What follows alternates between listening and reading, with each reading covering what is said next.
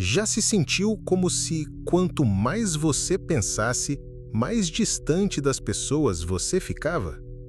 Como se, quanto mais você enxergasse o que ninguém vê, menos as pessoas quisessem ouvir? Isso não é paranoia, nem exagero. É um fenômeno tão antigo quanto a própria civilização. Desde os tempos em que se acendiam tochas em praça pública para julgar hereges, a sociedade aprendeu a desconfiar daqueles que enxergam fundo demais. Não por serem loucos, mas por exporem o que o resto do mundo prefere fingir que não existe. Olhe para a história. Sócrates, queimado na fogueira dos tribunais por corromper jovens. Galileu, silenciado pela Igreja por mostrar que o universo não girava ao redor da Terra. Tesla, tratado como lunático por ousar imaginar um mundo livre de correntes elétricas pagas.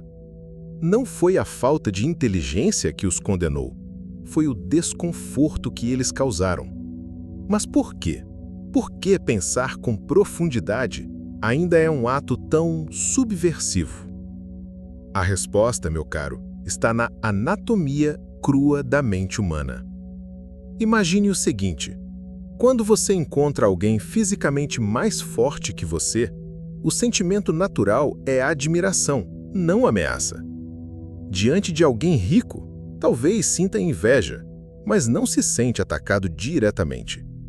Mas, quando você cruza com alguém intelectualmente superior, algo muda.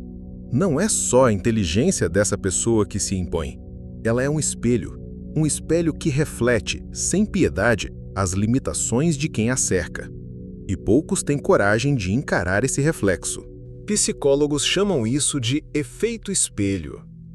O profundo pensador não precisa sequer abrir a boca. Sua simples presença já ativa nos outros uma defesa primitiva: proteger o ego a todo custo. Por isso, inteligência, ao contrário de força ou dinheiro, desperta rejeição, porque ela toca no ponto mais sensível do ser humano, sua identidade. Não somos aquilo que possuímos, somos aquilo que pensamos. Nosso valor para nós mesmos está profundamente atrelado às nossas crenças. Então, quando alguém questiona as verdades nas quais nos apoiamos, sentimos como se estivessem nos arrancando o chão. É por isso que, enquanto músculos e dinheiro elevam o status, a inteligência tende a isolar. Quer um exemplo? Reflita comigo. Quantas vezes você tentou levar um papo mais profundo numa roda de amigos só para ver olhares vazios, silêncios constrangidos e gente mudando de assunto? Isso não é acaso, é autodefesa. Ao sentir-se intelectualmente desafiada, a mente humana ativa o sistema de sobrevivência, o mesmo mecanismo primitivo que nos fazia fugir de predadores. Estudos em neurociência mostram que, diante de uma ameaça intelectual, a amígdala cerebral, o centro do medo, dispara, exatamente como faria diante de um perigo físico. A inteligência, para muitos, não é uma virtude, é um risco. E a explicação está na nossa origem tribal. Durante milhares de anos, sobreviver não dependia de pensar mais, dependia de ser aceito pelo grupo. Ser excluído era sentença de morte. E até hoje, inconscientemente, carregamos esse instinto. É melhor pertencer do que pensar. O inteligente não ameaça só pelas ideias que traz. Ele ameaça porque, sem querer, desorganiza a ordem social, desafia regras, expõe fraquezas. E no jogo social, quem não segue as regras corre o risco de ser eliminado. Mas tem algo ainda mais sombrio. Pesquisas recentes mostram que esse fenômeno piora quando há plateia. Em conversas privadas, as pessoas até ouvem o intelectual, mas em grupos a rejeição se acentua. Por quê? Porque em público ninguém quer parecer pequeno diante dos outros. Quem se sente ofuscado instintivamente tenta sabotar o mais brilhante para salvar o próprio status. E isso explica por que tantos pensadores brilham no silêncio da solidão, mas fracassam nas multidões. E aqui entram 3 armadilhas psicológicas que destroem os pensadores. Efeito Dunning-Kruger. Os que sabem pouco superestimam o próprio saber, enquanto os verdadeiramente inteligentes duvidam de si. Viés do status quo. A mente humana prefere o confortável ao verdadeiro. Questionar o sistema é desconfortável demais. Efeito rebote. Quando confrontadas com ideias que ameaçam suas crenças, as pessoas não apenas rejeitam, elas se agarram ainda mais ao erro. Na era das redes sociais, isso explodiu. O que viraliza não é a ideia mais profunda. É a frase mais fácil, o grito mais emocional, a mentira que embala ilusões. A internet recompensa quem simplifica, não quem aprofunda.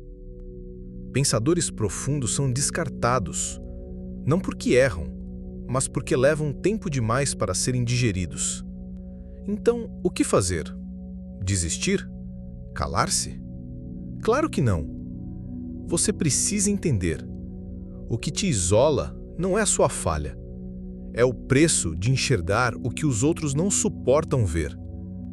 Arthur Schopenhauer, um dos filósofos mais impiedosos da história, já dizia: inteligência é um fardo, não um presente. Segundo ele, enquanto o homem comum vive para buscar prazer, o pensador vive para buscar a verdade, mesmo que ela doa. Por isso, o inteligente é, quase sempre, um solitário. Ele não se distrai com os brinquedos sociais, não encontra graça nas festas, não se embriaga com as promessas de fama ou dinheiro. Ele vê o vazio. E quanto mais entende sobre a natureza humana, mais difícil se torna participar dos teatros diários. Conversas rasas, sorrisos falsos, jogos de vaidade. Ele não suporta fingimentos, e isso o torna, para muitos, alguém difícil. Mas Schopenhauer também revelou uma saída. Ele não acreditava em mudar o mundo, mas sim em usar o mundo como laboratório. Segundo ele, a única forma saudável de viver com uma mente aguçada é abraçar a solidão como privilégio, não punição. Buscar conexões sinceras, mesmo que raras. Selecionar com precisão com quem se compartilha a profundidade. E, acima de tudo, ele nos deixou um conselho brutal, mas libertador. Seja discreto, observe mais, fale menos. O pensador que aprende a escolher suas batalhas vive melhor. Veja, a inteligência não precisa ser um fardo eterno. Seja estratégico. Você não precisa que o mundo inteiro te entenda. Basta que as poucas mentes certas te escutem. Mesmo os grandes gênios souberam disso. Einstein, por exemplo, dizia que, se você não consegue explicar algo de forma simples, é porque não entendeu direito. Ou seja, a profundidade não é inimiga da simplicidade, mas ela exige tato, tempo e maturidade para ser transmitida. Nunca se esqueça, o mundo não rejeita a inteligência. Ele rejeita o que a inteligência revela, a verdade crua, desconfortável e irreversível. Então, se você se sente um estranho, não é porque você é demais, é porque você chegou cedo demais. E tudo bem. As mentes que hoje caminham sozinhas são as que amanhã vão construir os caminhos pelos quais o resto do mundo irá andar. Continue pensando. O mundo precisa de você, mesmo que ainda não saiba.